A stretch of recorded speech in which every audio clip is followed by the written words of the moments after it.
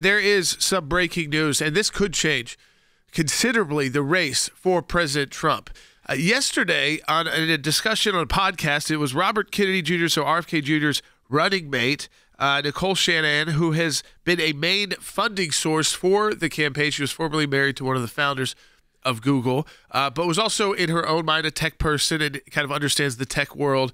So she's the VP candidate. And she was having this discussion, and in the discussion said, you know what, we're very much thinking about going to the Trump campaign and actually endorsing as, I guess, a party or whoever they are, I guess RFK and her, and try to take their supporters with them. Now, their supporters don't automatically go 100% and vote for President Trump. What does it tell us? Two things. One, it shows in their polling that they are doing better amongst likely Trump voters, or people who that would be the second choice would be Donald Trump and J.D. Vance, than they are amongst the Harris voters right now. And now there was a shift there, so maybe this has even happened in the last couple of weeks since Joe Biden has been taken off the top of the ticket. Because I think then it was probably even though Joe Biden wasn't doing so great, he wasn't as divisive. And I'm not sure I thought it was a little bit more probably even. But they're also having to weigh that versus becoming a registered third party in the future, so it's not so hard to get on the ballots. And what I think we need to kind of break down here real quickly is what this could potentially mean for Donald Trump in the midst of the DNC getting an endorsement from obviously someone who's done very popular among another set of voters who feel like they don't have a home, Logan. Yeah, we went to one of his events as press just to see it, and it was an interesting group of people. I would say they definitely leaned more conservative in general. These are people that had a lot of issues with the current administration. So they were either going to be a Democrat voter who could not vote for Biden, or a Republican voter who wasn't thrilled with some of Trump's policies. Not most of them, but just a few of them. So I think that was a pretty interesting thing. You saw a lot of mainline kind of conservatives showing up for this event, and Shanahan spoke as well as RFK. And they have been interesting over the last couple days, even rolling out content that would lead you to believe that there is this sort of moderate swell happening within them right now. People that are fed up with it. I do think that conversation of having RFK being the running mate, remember that happened before Vance was announced. At this point, because that was when there was that discussion of could he swing enough votes, but that was when he was going against Biden. Now you have a situation where you actually have them, and I have to say, in a very refreshing way, you have Shanahan, who I don't know if we have time to play. I think we have time to play it. Shanahan being this you don't hear politicians ever being this transparent about what's going on in their campaign. So I found that pretty refreshing. Yeah. Take a listen.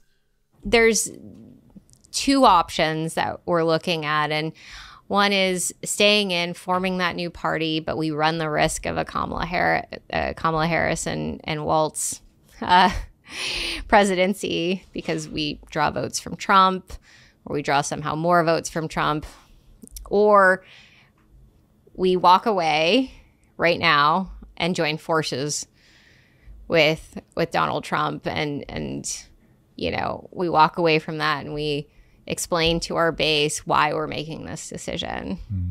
So there, I mean, I think the big point there is they have to really be able to explain it to their base to make it something that's worthwhile for President Trump, because if they can swing 4 or 5%, all the polls you're seeing right now, that if they're right, yeah, Donald Trump just takes a 5% lead now. That's a huge number to swing if you could actually do it. If they actually could get all of RFK's base, because this is probably one of the most successfully run third-party candidacy in our lifetime. Yep. So 4 or 5% gets swung in either way.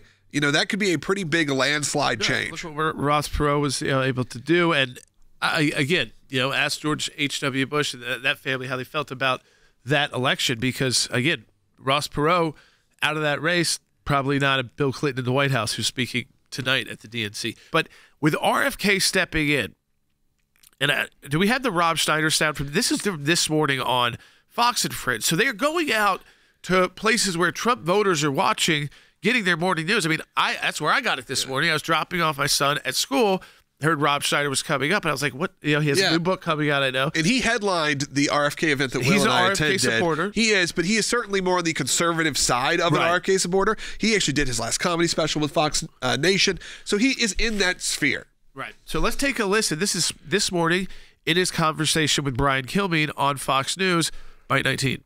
That brings me to the guy that you're supporting, RFK. You talk to him regularly. The rumors is he's open to maybe joining forces with Trump. Trump said he'd be looking to add him to a cabinet. What do you hear? I would, well, I mean, I support RFK, and I think that he will. I mean, what happened is it's been unfair. We talk about the democracy. The Democrats have crushed democracy. They've tried to eliminate any chance for a third party. He will.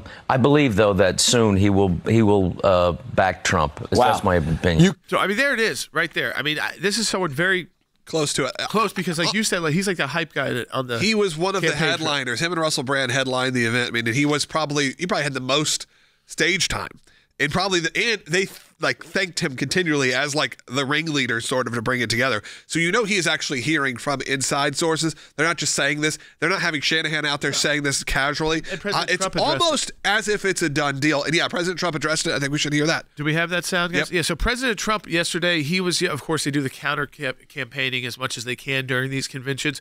He was in Michigan. He had finished an event, and this news had come out. So he got asked the question. Take a listen. I like him a lot. I respect him a lot. I probably would if something like that would happen. He's a very different kind of a guy, very smart guy.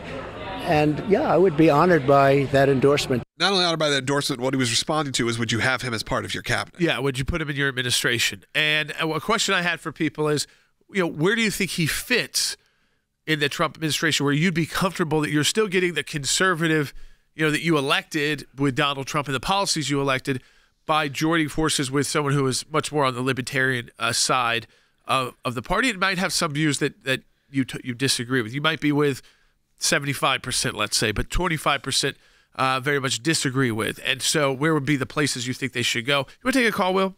Yes, let's go ahead and go to Jill calling on line 1 from New Jersey. Jill, you're on Seculo. Hey, Jill. Hi, guys. Love your show. I'm a monthly donor, and I think that it would be great to have RFK, and that would show that Trump is reaching over the aisle and able to work with other people to get things done for the good of this country. Just because I may be a conservative doesn't mean I don't agree with some Democratic policies. I mean, we have to come together, and I think it would just be joyous to be able to work with the other side for the good of the people. Well, and I think, Jill, that's kind of where RFK wants to get back to, right? Which is this idea is that, if you're with someone, I don't think any of us look at a platform, or most, some might, but you look at a platform, you say, I'm 100%. There's nothing I'd want to change about that party's platform. But it's kind of gotten like that once you get elected, right? Because you feel like if I don't stay with my party 100%, the other party, the Democrats, they do, and the handful that don't, they go after and ostracize and kind of remove from the party. So you get kind of concerned that if you're not like 100% always with your party on every issue, it will be the end of your political career. The truth is, none of us are really 100% with any of these parties, even if you consider yourself like a lifelong Republican because of the way the platform is written. And Donald Trump utilized the Republican Party as the best fit for what he defines as the America First or the MAGA policies, and decided this is where I should go. This is the party I should start with.